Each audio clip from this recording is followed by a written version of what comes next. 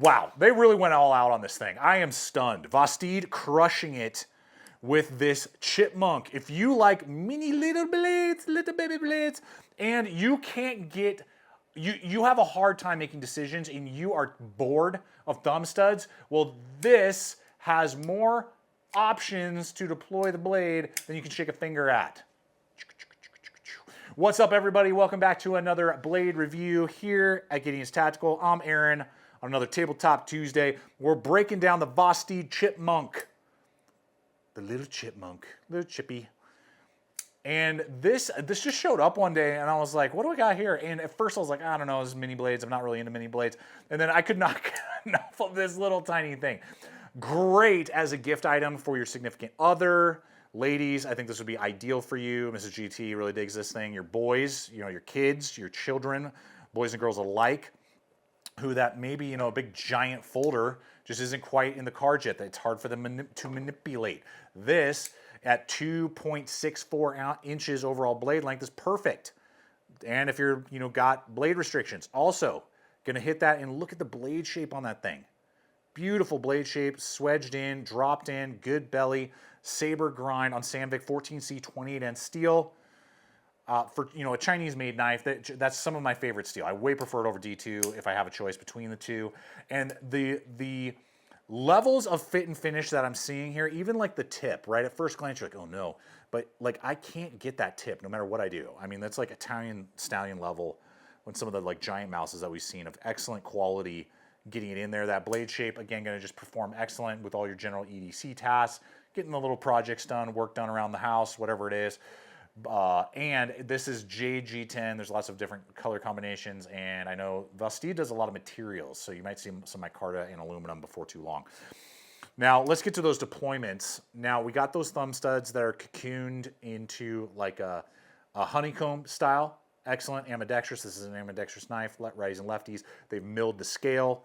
Just boom, action all day, no problem. I can even do rear index finger, or excuse me, middle finger flick with that. But you're like, oh, thumb studs are boring. Cool. Well, then that pullback right there just flies right open. It's not sharp. It's not abrasive. I don't know if I've ever seen that before. It's really interesting and unique when you see that. Very, very interesting. So very cool in that regard. Then if you're like, yeah, but that's boring too. I want different. Well, then you got light jimping right there on a ramp that is designed for, let's see if I can do it on frame. Whoops, I was blocking it. Hold on. Let's see if I can get it. There we go. Fail. Let's see if I can do that again. Boom, there it is. Do the thumb flip. It's just hard to do it on camera. And I had like 4 cups of coffee today, so I'm kind of like tripping right now. So very easy to engage that way as well. And then that's going to hit the liner lock, which is crazy that I'm about to highlight this. I didn't even know this. I was trying to find it. But before I unpack that, I do want to thank you guys for just hanging with me today. I do invite you to subscribe if you're not yet a subscriber here. I'm putting up content like this every single week, unpacking gear and equipment, helping you see what they're capable of, limitations, so you can determine if a tool or piece of equipment is the right item for you. So I do invite you to check it out, become a part of the GT crew here, and hit that like button. And it's truly you guys in partnership with our sponsors that help me to create content just like this. And I want to highlight today's sponsor, which is HUCKBERRY. And what I personally appreciate about HUCKBERRY is the quality of gear and equipment that they carry. For example, Reigning Champ athletic apparel that uses old school manufacturing techniques to handcraft their gear in Vancouver, Canada. Or you guys hear me talk about Flint & Tinder all the time, which offers many hoodie and jacket designs that are both sourced and built right here in the USA, while simultaneously offering a great selection of Leatherman multi-tools, Italian-made giant mouse pocket knives, GoRuck packs and equipment, as well as Danner boots. They are really creating a one-stop shop for good quality equipment. And now's the perfect opportunity during their annual HUCKBERRY winter sale going on February 7th through the 11th for you to score amazing deals on that top tier gear item that you've had your eye on and you've just been waiting for the right opportunity. Well, now's your chance. So I'll have a link in the description box below this video over to the HUCKBERRY website, as well as my exclusive 10% off promo code that you can apply towards your very first purchase year round. Now, the ball bearings that this is running on, you know, Great lockup with this really crazy liner lock that goes inside underneath the flipper and encapsulates that. And so I was looking at that and I was like, oh, okay, cool. Well, that's just a structural pin.